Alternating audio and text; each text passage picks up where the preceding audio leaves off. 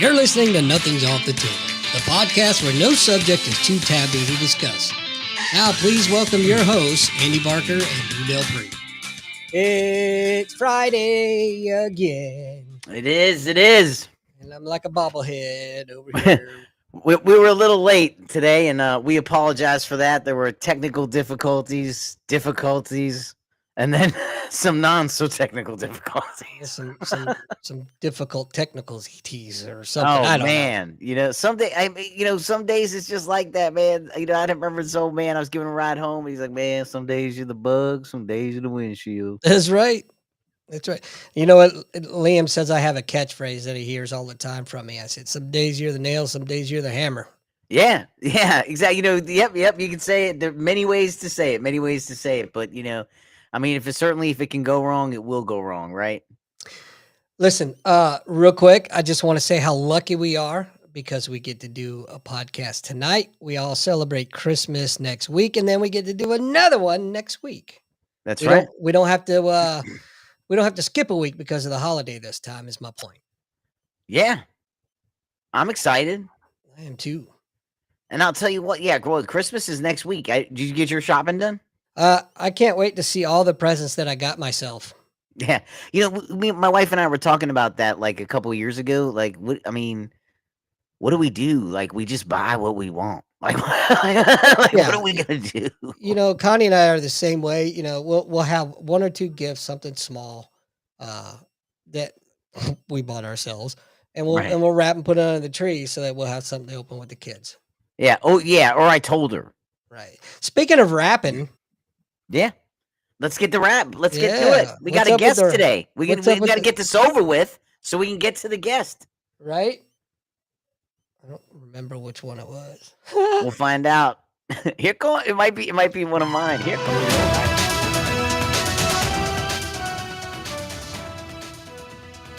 That's right. Lou reads the news, so you don't have to. I don't know if he's having a seizure or what the. So it was pretty. I'm going to take this rap, and you're like, geez, it seems like it was a lazy one, but I'll tell you what, anytime I love me some Jim Rickards, man. So if I hear him during the week, he's going to appear in the rap. I'll tell you that right now. And for those of you who don't know, Rickards wrote a couple of books. My first introduction to him was Death of the Dollar, and it was one of the greatest books I ever read. And then I just got his latest one on the supply chain. Fascinating. Huge Trump supporter. Huge. But he'll tell you, the tariffs on China did hurt the ports. That did hurt the ports. So you always get an honest assessment from him, which is why I like him a lot. And he is in Trump's corner. He's a huge supporter. So on the War Room on 17 December, they were talking to Rickards again, and he had a great take on Trudeau, his number 2 resignation, right? That girl, used to work for Soros and them. She walked away saying Trudeau's spending all that money, not saving to go to war with the U.S. on the tariff war. She thinks Canada can do it. She thinks Canada can hurt the U.S., harm Trump, and bring Democrats back, which is why she's so angry at Trudeau. He said that's what people are missing. She's angry at Trudeau. She's not going away. She wants to come back for prime minister because she thinks she can sustain through the trade war until we're hurt, until Americans can complain enough about Trump. But he had a really great look at that. But he also went through how they lose, right? They can't stand against the U.S. There's too much going in and things like that. But he said, but she thinks she can do it. And, if she does do that, he said, it's not going to be, it's not like getting a black eye. But he said it'll be a little more than a pinch.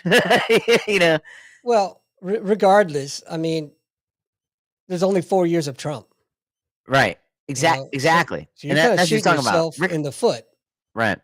So 17. So Rickards also went through how Biden's going on and doing things in with Russia, working with the trade agreements and oil.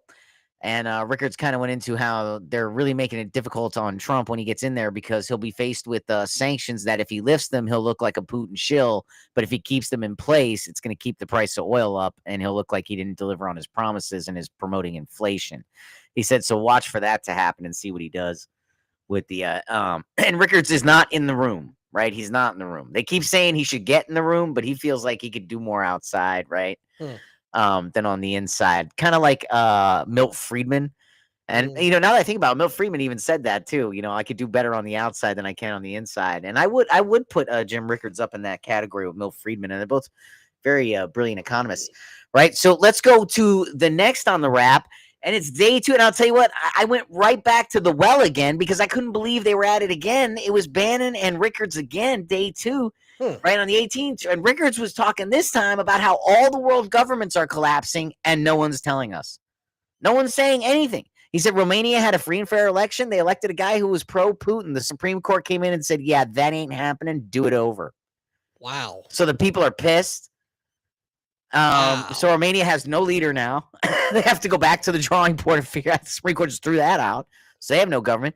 He said what happened in Syria is horrific. Not just that Assad is gone, like these changes and things are what they are. But what he said is there's no government in Syria right now. There's none. He said the rebels did not take over. They just toppled Assad. They left. There's nobody in charge. No one knows where any of the military assets are.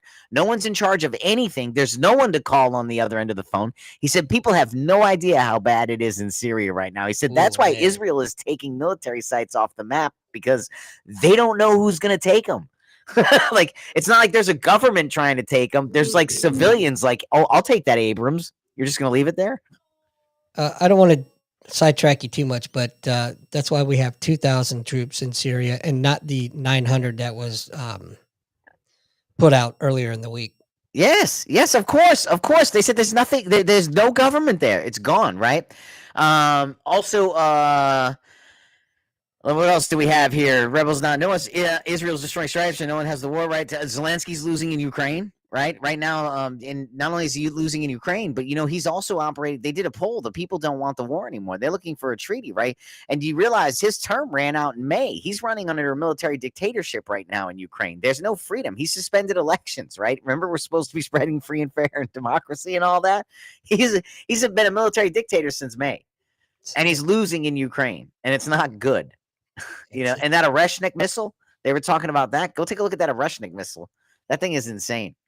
If it works. Yeah, well, they fired 2 of them. So interesting. Yeah. But anyway, a lot of governments are around the world, and then you look at like governments that are embracing the populism, and they're starting to do well, right? Like Argentina is starting to do well. And then America's embrace of populism, sort of stabilizing America a little bit before Trump even gets in there, despite what, Biden and them are doing for that. Ben Shapiro today discussed the implications of printing the Biden cognitive decline cover-up. Like, now people can say it, right? Did you see that in the Wall Street Journal? Yep. Right? So now that people can say it, now it's okay. So now people are saying it. And one of the reporters was on his radio show saying, he's sorry. He should have pressed harder. And, Shapiro had a great take, man. He said, no apologies. Sorry, you were calling us crazy, telling us we were lying, talking about cheap fakes, all these things, destroying careers over it. Mm-hmm. And now you're saying sorry? No, this is one of the greatest scandals ever. One of the greatest scandals ever. For sure. Right? Finally, this week, Charlie Kirk's putting on an all-weekend event with speakers, and all you can listen live on his website. And other sites carrying the content from Turning Point USA. Guests can include Trump and numerous conservative names. And, that's pretty much a wrap. Well, all right. Of the most interesting things I heard this week. I want to dive into them, but I don't want to take any time away from our guest. I don't either. Before we go to our guest, though, Andy, there is one thing I'll just say. Okay. There was an interesting point I had that didn't really fall into the wrap, but it had to do with the drones. And a man asked a question, and I made sure I wrote it down. And I want to ask, and we don't have to answer, right? I'll just ask it. We'll leave it hanging out there, and we'll get to our guest. But the most interesting thing about the drone story that this week that was covered everywhere was a question by a commentator, and I want to read exactly to make sure I get it how he said it, right? The real question to ask is, why is the DOD more concerned about the panic from telling us the truth over what is happening now? Read that one more time. The real question to ask is, why is the DOD more concerned about the panic from telling us the truth over what is happening now? Very Like people interesting. are panicking now, shooting guns in the sky now, and they're more worried about what they'll do if they told us what they actually were. Right. Right? So Mm. that's a fascinating question, I thought. And that's all I got. I already hit the wrap and I hit wrap again, but that truly is all I have written down. For now. Anyway, let's get to our guest. We have a wonderful guest today. This young lady we had the honor of meeting and befriending at the Wounded Warrior Umpire Academy this past year, and fantastic overall human being, United States Army veteran. Let's welcome Miss Donna Zephrine to the show, ladies and gentlemen. Hey, we don't have a Thank clap you. track, so I'll clap. We don't Thank you have anything. thank you for inviting me as a guest Of on the course. table, Nothing Off the Table podcast. I appreciate it. Thanks, So- Donna. Thanks for coming. So I met Donna. She was in my group when I went through. We would ride the van to camp and back in our trip, and sort of we were in kind of the same group. We didn't have the same SDI time, right? But we had same everything else, I think. Right. So yeah, I guess we need to back up a little bit and kind of explain. Most of you who listen to the show know what Wounded Warrior Umpire Academy is, but for those that don't, it's a wonderful nonprofit organization that brings veterans together through the conduit of baseball. And what we teach them is how to umpire. We give them a skill. We help them assimilate back into the civilian population. We provide that camaraderie, that brother and sisterhood that many of us miss when we get out. Not being with that like mind for the rest of your lives, basically. And it's an amazing organization. So we get folks in from all over the world, all over the country. And Donna and Lou, finally, I got Lou talked into it. We all converged this summer in June in Carlisle, Pennsylvania, and I think a wonderful friendship has developed from that. So now that you know the background, go ahead, Lou. Sorry. No. That was all I had. Was that I think we shared the van, but we didn't have SDI time. But we had the other classes together. Right. So, Donna, I got to ask, how first and foremost, how did you find out about Wounded Warrior Umpire Academy? I found out through Wounded Warrior Umpire Academy through Matthew Kern. Yeah, I see. I knew that. Yeah, Matthew Kern. I met him originally during COVID. It was like a Zoom call through another faith-based organization called Heroes to Heroes. Oh yeah. And he was on the Zoom call, and we had corresponded, kept in contact, and then he has his own organization called Convene Community. So we had a Zoom meeting. He introduced me to it. I'm a member of the community, and then he told me about Wounded Warrior Umpire Academy. That I should look into it. It's so funny how this all keeps coming back full circle. We've had Matt on the show a couple times. I actually produce a couple podcasts for him and for Convene Communities. And as a matter of fact, I'm gonna throw in a shameless plug real quick. We just started a brand new podcast called The Professional Dad. We have 6 gentlemen that come on, and we just talk about it. We're basically a big support community for fathers, because I feel that there is no support for fathers. You're pretty much on your own. You got mothers against this, mothers for that. There's nothing for us fathers. We're just expected to, shoulder the burden and carry on. But so enough about that. It's just what a cool and small world. Yes, it is. So when Matt first talked to me about going to WWE, I was like, I don't want to be an umpire. Why would I want to do that? No. So he worked on me for a couple months, and I finally applied. And man, you know what? You guys know the rest of the story. It's life changing, but now I've been bitten by the umpire bug, and I love it. Going from somebody who had wanted nothing to do with it to now I can't get enough of it. It's pretty fascinating. Should we let the cat out of the bag, Lou? Since we're talking umpires? Yeah. Why not, right? we were fortunate enough to do an interview with the dancing umpire for those from Savannah Bananas Yes. and Vince Chapman. And unfortunately, because of his schedule, we couldn't do it live, but we recorded it, and we're just waiting. We can't wait to bring that to you guys. But enough about that. I want to hear more about Donna. So tell us about your career, everything.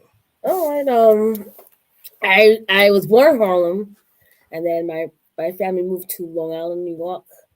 I went to the Brentwood School District from kindergarten to 12th. The last 4 years of high school, I joined the Air Force Junior ROTC, which I did that 4 years. I liked it.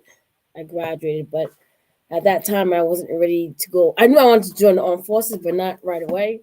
So I went to college at a state university for my 2 year degree at SUNY Farmingdale. And the year before I was graduating, I was looking through some of the armed forces, and it was a good fit at the time with the Army. I wanted to join the Army Reserve, and the recruiter told me I could stay in the delayed entry program while still completing my associate's degree, which I did. So once I got my associate's degree, um, I went to basic training that in May of 1997. I was in mechanics 63 Bravo. So I did my training at Fort Jackson, South Carolina, basic training at NAIT. I was a 63 Bravo. And but prior to going to basic training, I was fortunate enough that even though I wasn't really considered a soldier, I could go to the 1 weekend and went 1 weekend amongst drills at my reserve unit. Yeah. But I couldn't do anything in the field because I wasn't a soldier yet. So I just went to the weekend drills, which was nice to see some of the soldiers who I would be serving with once I complete my training. Oh yeah, it's kind of like a behind the scenes peek. Yeah, that is pretty Right. neat. Hey, Yes, I did that for like a year, delayed entry program. before you go any further, you got some fans in the room. Hey. Michael Bellino, Stitch, Joe Gracia, and then Bear. I mean, Alejandro Bear's Perez, always quite a there. few. Mike Bellino, thank you Yeah. all for Yeah. saying hello to me. So, Happy holidays. Also, you sparked a question in me. You did Air Force Junior ROTC, but you joined the Army. Army, yeah. Because Because at the time, like, well, how can I say, like, I know it was the ASVAB, the armed forces, the branches, they have like certain requirements. Mhm. And I think the Air Force and the Navy, and I think at the time the Marines, their scores, it was higher requirements to get in. I And see. at the time, also, not only that, but I wanted to finish my college and continue with the reserve side of the house. Well, that So makes I did sense. that. Yeah. I finished that. So once I finished my reserve training, I'd applied for going for my bachelor's. So I went to SUNY Westbury. I was doing 1 weekend a month drills and 2 weeks out of the summer. And I graduated of May 2001. And in September, that's when 9/11 happened. So, I actually was supposed to go to sergeant school for PLEC, for free PLEC that same weekend. And I went to my reserve unit to do my PT test because before they sent me for pre PLEC, they want to weigh you and take your physical fitness test. And if you don't pass it, they just send you right back. So they wanted to make sure that I met the requirements for my weight and height, and then pass my physical training, which I did. But as I was about to leave my reserve unit, that's when 9/11 occurred, and they had told me to stay and help out because they didn't know what was going on. The vision, all these things, like with the World Trade Center. With the Twin Towers, and then not too long after that was the Pentagon, and after that was almost the White House, but it hit Pennsylvania. Right. Like Where were you, Donna, when the I Twin was in Towers? Long Island. Yeah. Oh, In wow. Hempstead near Hofstra University. Yeah. What were you doing? How about that? Why don't you tell what were you doing on that day? Well, I just finished my PT test and I was about to go home. But after that happened, they had told me to stay. help out. And then Right. they were starting to mobilize units. They didn't really know what they're doing, but they Oh, wanted me that to was help that day. out Oh, wow. that same day. So did you actually mobilize and go into the city to help? No, we were actually mobilized 30 days active duty at the home base reserve center. Sure. And then I'm a mechanic, so in the unit I was in a military police unit. So half the unit worked for either the Suffolk, Nassau, or NYPD, and other people who worked in other civilian sector jobs. But Right. a lot of them came. I mean, when I had to call them to say we were mobilized, some of them took a while to come, like maybe a day or two, because some of them were from the city or from the tri-state. Sure. You know. That's fascinating. I never knew that. Holy Yeah. Yeah. wow. Yeah. You, I mean, you brought up a great. Oh, go ahead. I mean, it's like some of the people who were in the police and who were cops, they witnessed ground zero, but it's like Right. the first time for themselves. So Horrifying. yeah, Imagine, we've been to combat, but we knew what we were going into, right? That day was nothing but mass confusion and fear. right. And everything was on a standstill. Cause I was at the reserve, I remember they were saying like traffic and everything was on a hold. Yeah. Oh, yeah. The trains, everything was like a whole standstill. My God. Well, you brought up a great point, though. That some of the listeners may not be aware of. We talked about why the Army with the Air Force, JROTC, and things, and different standards and stuff. Different. Not the services are under the Department of Defense, but each service can set its own standard, and a lot of times, it's the wildest variances.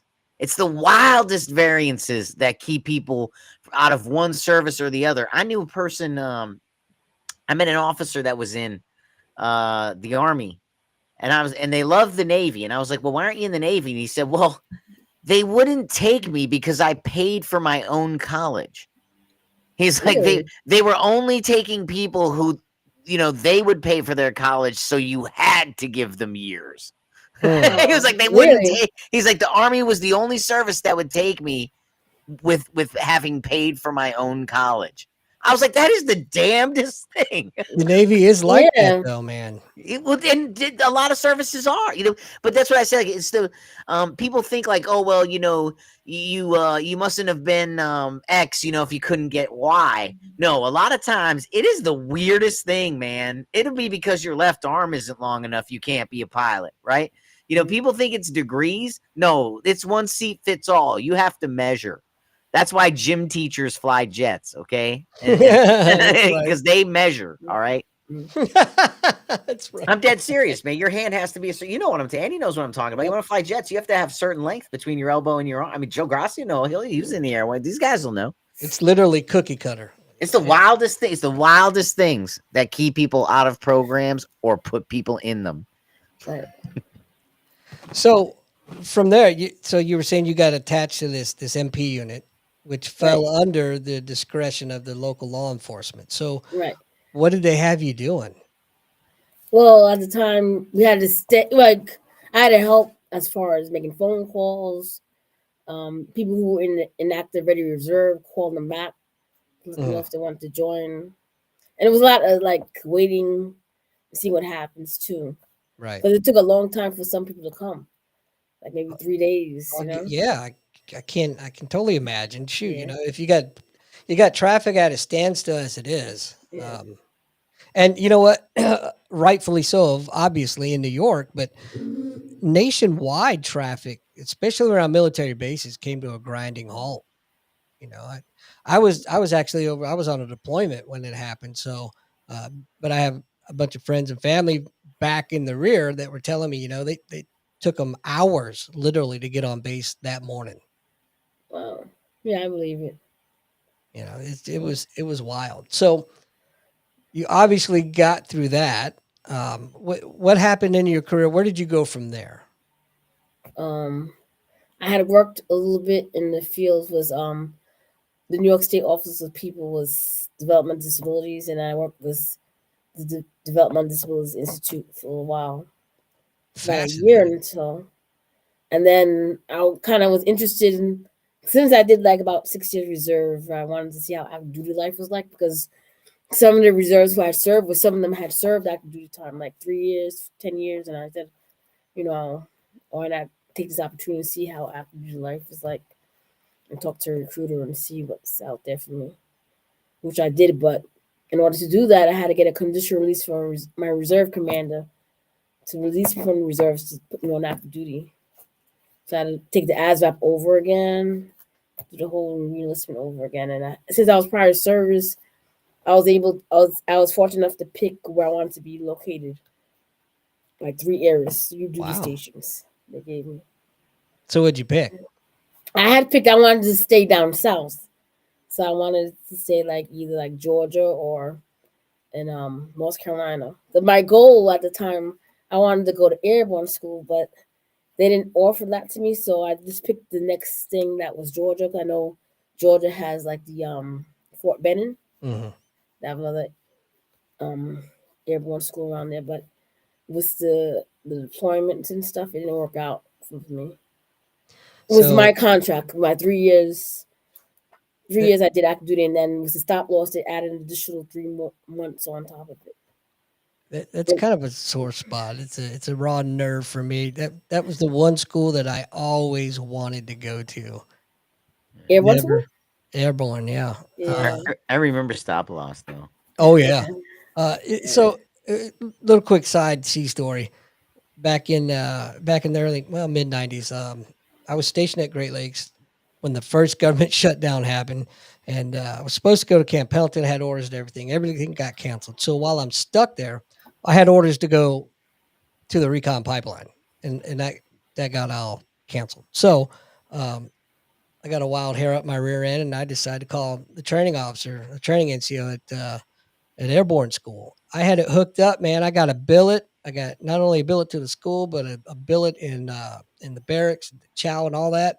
All I had to do was get no cost TAD, and I was going to drive down there and go through it. But my command, being the wonderful command they were at the time, said no. And the reason they said no is because, well, that doesn't benefit the Navy. And my argument was, well, actually, it does benefit the Navy because I'm going through the SARC pipeline anyway. I have to go through the school at some point. I'm getting it for free. I'm actually saving the Navy money, but they still shut it down. Anyway, that's my little pity party story for me. Oh man, So that's how they are, though. That's how they. You know what? You know what it really was. It was, how'd he do that? yes, That's what it was. How'd he do that? How'd he get that? of course it was. It all comes down to the jealousy, man. Let the ego go. So you picked Georgia. Georgia, yeah, Georgia. I was at Fort Stewart, but then after in processing, and then they switched me to Hunter Army Airfield, Savannah, which is still part of Fort Stewart. So, it was in Savannah. It was nice. And what unit were you attached I was to? in the 260th Quartermaster Battalion, but I was in the 416 Transportation Unit. But it's underneath the 3rd Infantry Division, the whole thing. I served a lot of my career with the Marine Corps, and it's a relatively small service. I am blown away at how big the Army actually is. Yeah, it is big. It's the numbers, the divisions, the 470, whatever. I'm so lost in all that stuff, man. The biggest thing we have in the Marine Corps is what the MEF, right? Say it again? Yeah, the MAGTAF. Okay. Oh, the MAGTAF as well, yeah. And that's nothing compared to a huge Army division. But anyway, so from there, did you deploy overseas? Yeah, when I enlisted in active duty October 29th, 2002. I deployed in March of 2003, like within 6 months. And Okay. then I stayed there for 9 months in Iraq. We were in Baghdad, Garma, and then the last 3 months we were in Tallil Air Base. It was rough because during the first deployment, in my unit, we lost like 2 soldiers in my unit. But like in the division during the initial invasion, we lost the most. because the Third Infantry Division was leading the war. Right. Crossing the Burma to Iraq. So I know one other soldier in my unit. She had served in the military, and her husband had served, so they called it like dual military status. Yeah. Mhm. So which was nice, but she was in Hunter Army Airfield with me, and her husband was in Fort Stewart. But it was hard because we had to get her the news that he got killed in Iraq. Mm. And it was hard. So I'm glad that she had the opportunity to go back home. It was better for her to stay home than to come back to deploy. Oh after losing yeah. her husband. Did they have kids? No, they didn't have kids. Yeah. Small blessing, I guess. Yeah. If you can find one out of that situation. Yeah. Yeah, unfortunately, we've all lost people over there. I want to ask a question. I don't want you to take offense to it because I don't mean any offense when I ask it. You'll Okay. probably understand why once I ask, but we have a lot of operators on the show that we've talked to and that Lou and I both know. I'm fascinated. I want to know what life was like in your role in a combat zone because you were support. It was challenging, because like in my unit, I was like, it was another female and myself that were only mechanics. So you were among men. So it was a little bit challenging. I mean, they were kind of nice to me. They'll help me lift stuff, but it was kind of challenging. It was like a quick, fast pace, Sure. And then on top of that, like before you deploy, you have to get medical clearance from all the doctors that you could clear fit for deployment. So they knew that I had a learning disability, and I had gotten tested with neuropsych tested, and they cleared me for deployment. But in the combat zone, if you have like some learning disabilities, it's hard. In a quick, fast pace setting. Oh, sure. Yeah. I mean, not putting anyone down, and regardless whether you have disability or not, it's stressful. But if you have learning differences with compared to someone else, you have to work harder. And let's just face it, that's a steep learning curve in that environment. Right. I know nothing mechanical when it comes to anything. Like, were you working on cars, like the trucks? Oh, yeah, the trucks, the 915 trucks. Yeah. See, I tanker trailers. Donna, I went to school and they tried desperately. But when one of the Marines messing with me said, "And you know what to do if there's a hole in the gas container?" And I said, "What?" He said, "You melt it closed with a lighter." And I started writing that down. That's when the instructor came over and was like, "All right, man, listen, we're just gonna go to the roll cage, okay?" So we went to the roll cage.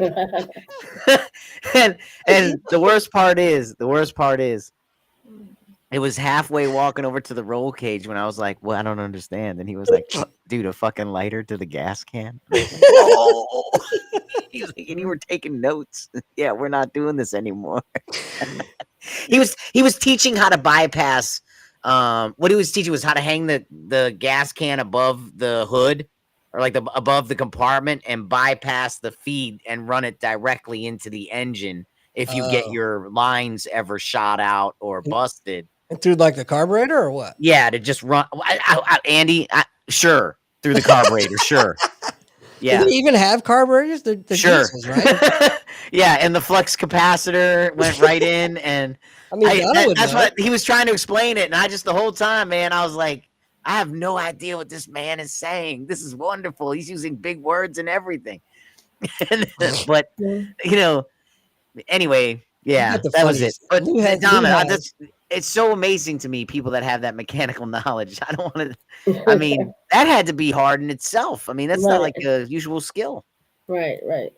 It's true. So, are you a certified diesel mechanic or no? Well, I went for the training in the military, but I don't do it on the outside. Okay. I just want. At the time I thought it'd be good to get females to learn about mechanics. Know about mechanics. So at the time I thought it was good to learn. So you primarily worked on diesels, though, correct? Yeah, well, diesels, Humvees, tanker trailers. Have you used those skills in the civilian world ever? Not like really. On your own car? A little bit, very little. Yeah. Yeah. Well, that's a damn good skill to have. That's for sure.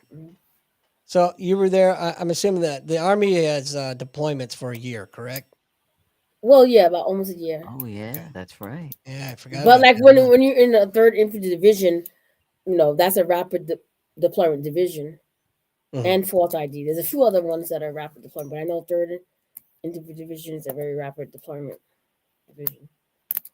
So you guys are there for a year. You came back Almost a year, home. yeah. And then we came back to garrison, and then no more than 10 months, I went back to Iraq. Oh wow. Yeah, but we were up further north by Al Assad and the Park Province, Iraq. Okay. That base was mostly predominantly ran by the Marine Corps. Mm. You had like a little bit of the Army, Navy, and Air Force, but mostly ran by the Marines. So Al I, Assad was run by jerks. Yeah. That says ran Al Assad. On my way out, they had staff NCOs with speeding ticket books in their cargo pockets. are you kidding me? No, they were issuing Humvee speeding ticket, but Marines were getting hurt driving around. And Al Assad was run by dicks. It wasn't run by Marines, and it wasn't run by soldiers. It was run by dicks. Who ran it? Real soldiers and real Marines wouldn't be handing out speeding tickets in a combat zone. Right. So you were in the 260th with Stitch. Yeah. Oh, again, man, the world is so small. I dig it, man. This organization, man, it just brings. Did you know people each other when you together. were there? He looked familiar. I mean, when I saw him years later after at the Umpire Academy, I said, "You look familiar." And then he came back. Well, of course, he looks way more worn out now. When he hits his And 17 he didn't have kids. and he didn't have the name Stitch, right? Right. He didn't know. I think 12 kids. I think he has. Is that right, Stitch? 12. My God, I think that's what he said last night. He's told me before, but I don't remember what I had for breakfast, let alone any stuff like that. But so you went back, and now you're at a different pause. And how different was that from being, in Baghdad? Well, during that initial division was hard because like nothing was established when we went to first deployment. We had to build everything from scratch, like the bathrooms and Mm-hmm. you know Oh yeah, dons and all that stuff. yeah. And we had MREs, and there was nothing really established at that time. We had to build our own tents from scratch, burn Interesting. out latrines and everything. So did you take did you guys take any like mortar indirect fire while you were there? Yeah, we got like indirect fire from RPGs, mortar rounds, Well, I ask because and a lot of again, shooting. Yeah. what's that? A lot of shooting. Yeah, I pop remember shot. when we were in Garma, like there was something I went in the air. It was like orange. It was like something like gas. So we had to put our gas mask, everything, the mop Oh, gear man. on. Oh, that's the worst, But we man. had to get a lot of training Yeah. prior to that. Oh, So you got to sure. put it in a couple of seconds, Yeah, to put everything suited up. Yeah. yeah. Man, it's like I hate that damn mop suit, man. Oh, I hate that Donna, thing. tell everyone how dark it gets. It gets very dark. You can't see. No, you can't see anything. It's not like being in a city, is it? No. Not like here in the States, that's for damn sure. It Pitch. is dark. Like I black. mean, it's a dark. I've been in the woods, man. I come from Pennsylvania. We got some. We may not have triple canopy, but it gets thick up here in the woods. I'll tell you. And I ain't never been in no dark like that. Like when your nods are having trouble. Oh, that's bad. Especially if you got cloud cover, man. Yeah, you got to use Oh, the IR spotlight because the nods are having trouble. Oh man. that's a bad day. Oh, it just gets dark, man. It just and it gets cold at night. Mm. That's one thing people don't realize. If you want to go back to the first Gulf War when that Bravo 20, that British SAS team, you know, they went in with nothing. That you talk about travel light, freeze at night. Those guys went in with basically nothing, and it record temperature drops on that mission, and they actually lost one or two from exposure. Yeah. snowing, everything in Iraq. Ridiculous. But anyway, I'm full of all kinds of useless information. Difference between was it a different? Did you feel more or less secure at either position? I mean, you can only feel so secure. Not really that secure because like outside was another hot spot where we used to get hit a lot all the time. But it was I have to say when we were outside we had our tents and everything built. By at that time it was called Keller Brown and Root, the government contractors. Mm. And Part of the it was- military part industrial of yeah, complex. the complex. Yeah, they built it. We won't At go that into time, with Keller Brown and Root, I heard that the former vice president Dick Cheney used to be the president of Keller Brown and Root, and then after when he became vice president of the United States, I think he was on the board or something like that. He There's a definitely shocker. Halliburton. Yeah, Halliburton for sure. Halliburton. Now it was Keller Brown and Root, but now it's Halliburton. Now I don't know if they Yeah, changed the name. you're right. You're right. It was a different company, and then it merged and became Halliburton. Yeah. What did you say first? What was the first one? Keller Brown and Root or something like that. Yes, that sounds so familiar. Yeah, Yes, something like that does that. sound And then very familiar. Then it got changed to Halliburton. You're right. Yes. Yeah, that sounds real familiar. Oh man, you're bringing back memories.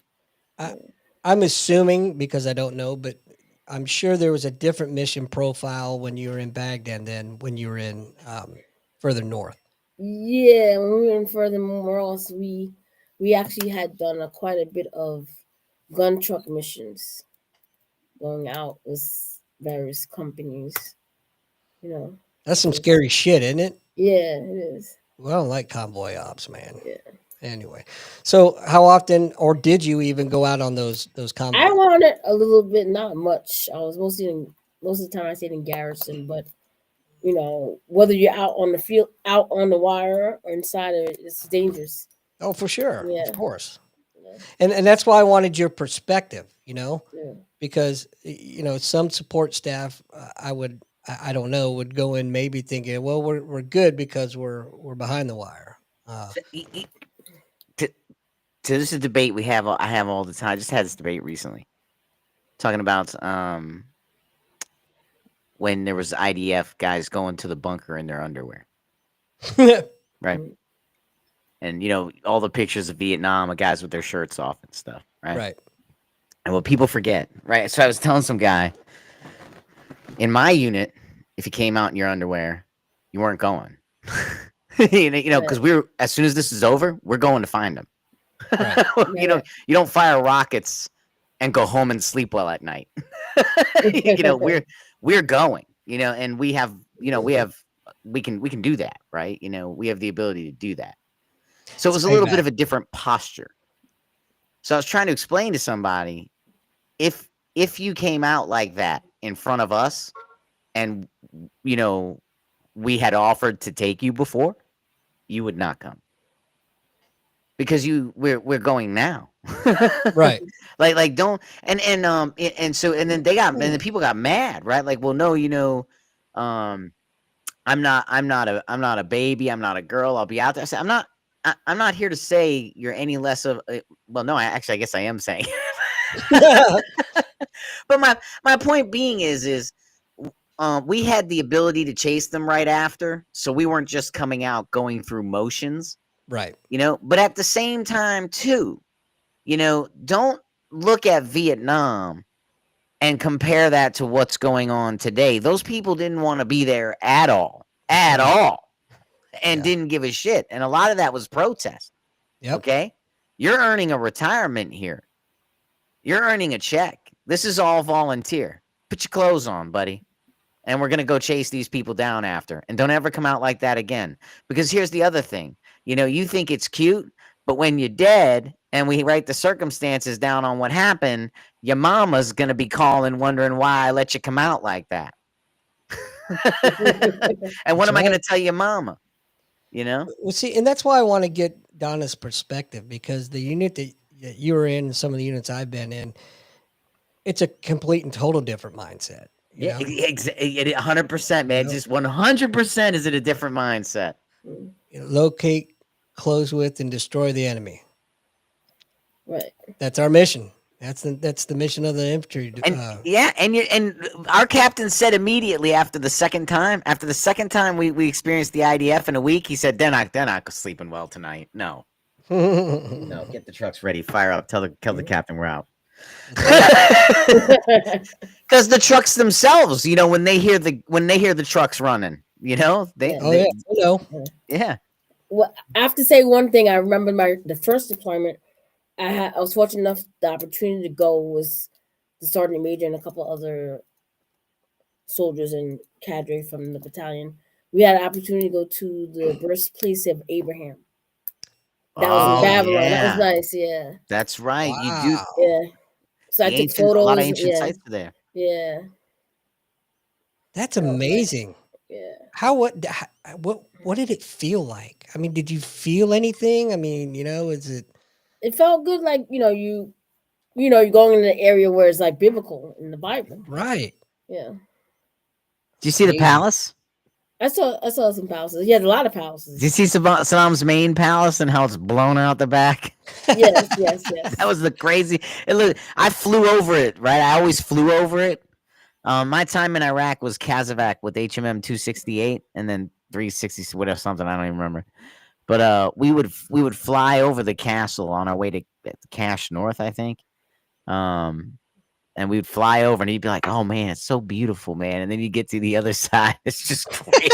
Like, oh shit! I guess that came in from the west. Yeah. Talk about your ultimate blowout, right? Oh man, you're like.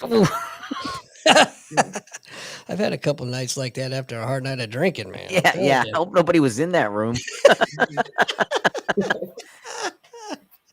Oh man, but it looks beautiful from. This is my best. I'm sure it does, man. Right. Right, Donna. Though it looks beautiful. Yeah. It looks beautiful. Yeah, I mean, actually, and then you get to where they made entry.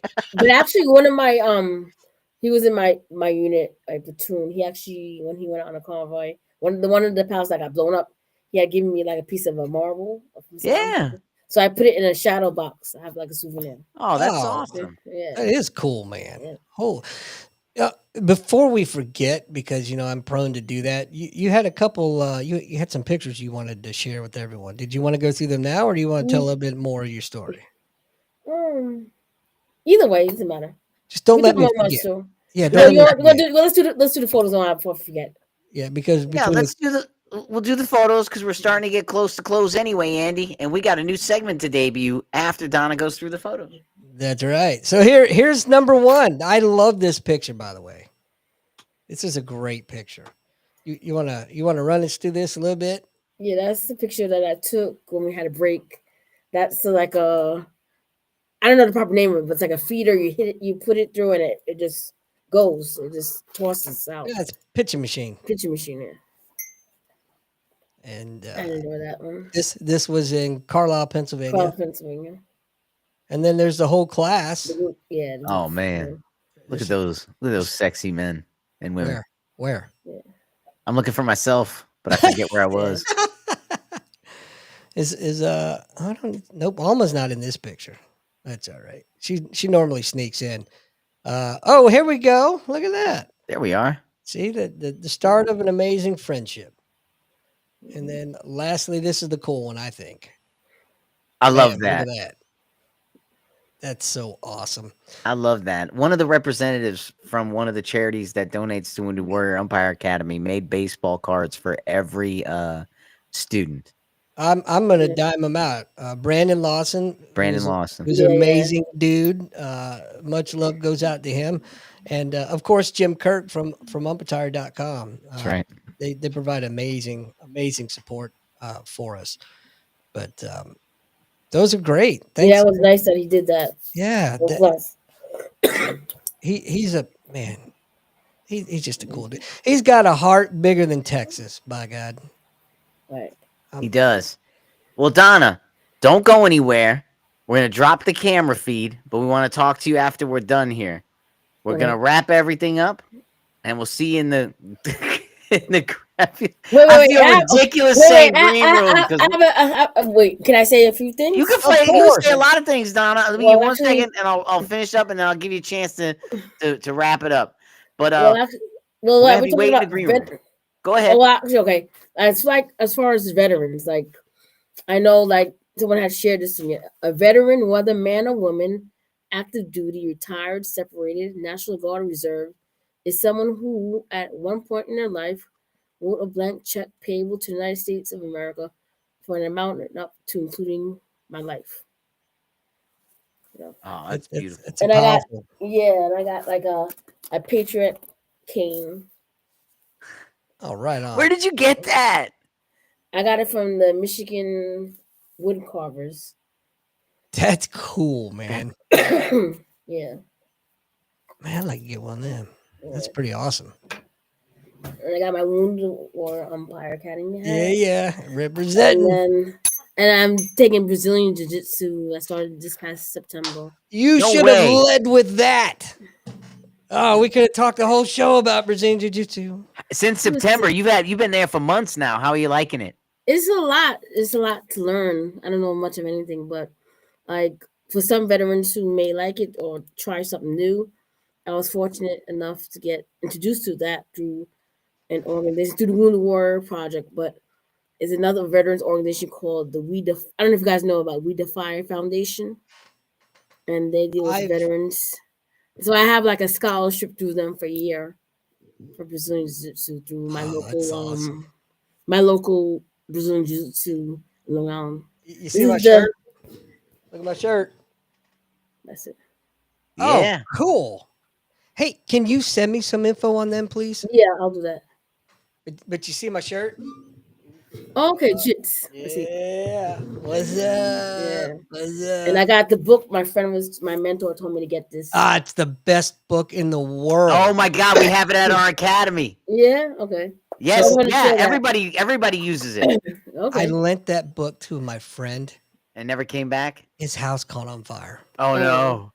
Yeah, he felt so bad. I'm like, don't worry about it. Everybody has it. I tell when everybody says with the kids, hey, my kid's really loving jujitsu. Is there anything you can think of for Christmas? I show them the book. Okay. I've had the honor to meet Hoyce, and I've had the honor to meet Shandi, who's you see in that book quite a bit. In the book, okay. And Shandi, man, I'm gonna tell him a little bit. We had a big seminar for my buddy's gym, and we all had a few libations afterwards. And funniest thing in the world was hearing him singing the Sesame Street theme song on karaoke in a Brazilian accent. I was rolling. I was dying, man. It was great. But you know what? I'm gonna make the call right now, Donna. You gotta come back on. We gotta talk jiu-jitsu. Yeah. We have to. We need you back. Yes. Like that. Yes. Hey, we'll announce now too, Andy, since we're talking jiu-jitsu. Sometime in September, I did get a confirmation that either the 3rd or the 17th. But on either the 3rd or the 17th, we'll be talking to Marcelo Garcia's best friend, training partner, and godfather to one of his children before his upcoming fight, Rodrigo Junqueira. We'll be talking some Brazilian Jiu-Jitsu and get some fighting assessment of both fighters from someone who I can't think of anyone who'd know more. But we'll be talking to him next month. And Donna, we'll be talking to you again too about jiu-jitsu. Yeah. I have to say, like the instructor who I go to lockdown Brazilian Jiu-Jitsu in Long Island in Lake Ronkonkoma, the owner, he's a Marine veteran. He's a 3-time black belt. 3rd degree, yeah. Yeah. That's awesome, man. What's his name? His name is Professor Joseph Thompson. There you go. Give him a big shout out. Hello, Professor Joseph Thompson. If you're in Long Island, you know, I by that accent, I thought you were from Texas, but since you told me Long Island, I guess I'll go ahead and go with that. But there you go. Yeah. All right, let's Lou, let's do this. So you're more than welcome to hang out right here. In fact, we'll just keep you in the room and then stay with us. Don't go anywhere. Sure. Sounds good. So we're debating. We debated already. We're debuting another segment to close out our podcast here. We're calling it I'm Not Buying It. This will be a segment where Andy's going to select a pop culture or news item or something from the news that didn't quite make sense. We're going to but did make the airwaves, and he's going to give us a couple of minutes and why he's not buying it. And then we'll go from there right into our veterans helping veterans to promote our next charity. But go ahead, Andy. Let us know what caught your attention this week. So we found this on the internet, so it must be true. Here's a statement that was put out by DoD, I believe it was, Pentagon. These are not U.S. military drones, and these are not drones coming from a foreign entity or adversary. We have not identified anything anomalous, the statement added, and do not assess the activity to date to present a national security or public safety issue. Well, here's what I think. If it's, what are you not telling us? And if you're so scared of us knowing, how bad can it be? Essentially, the government's been lying to us for years. Everybody knows it. It's been the worst year for incredible freaking lies. And to top it all off, we're not buying it, Pentagon. Stop hiding. We know what's going on. The fact that you're not telling us is way worse than if you would tell us. We're adults. We're grown people. We can handle it.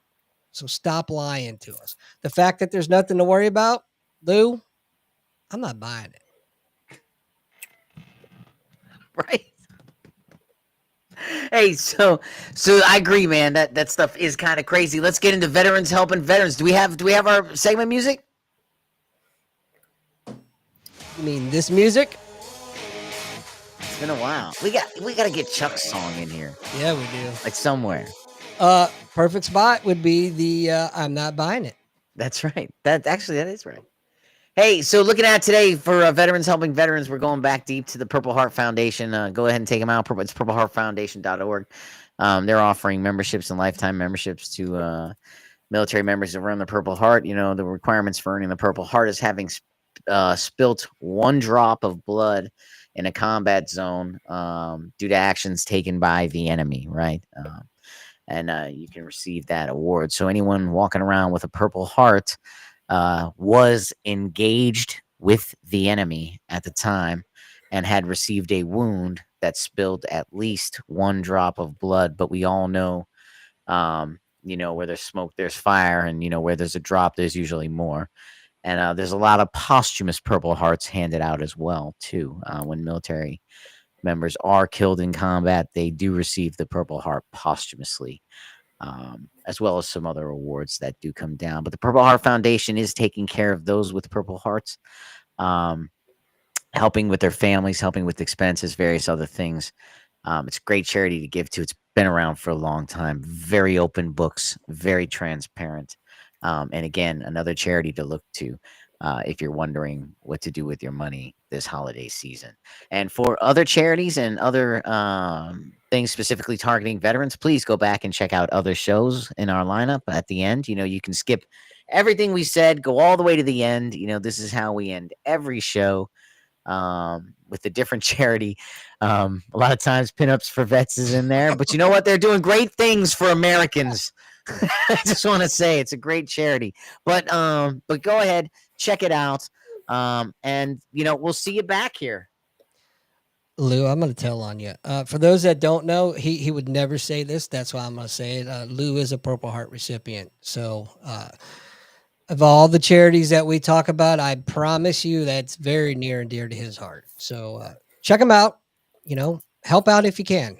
And you know what? I'm gonna do one thing. I'm gonna break our tradition one time. Okay. No, I'm not. Never mind.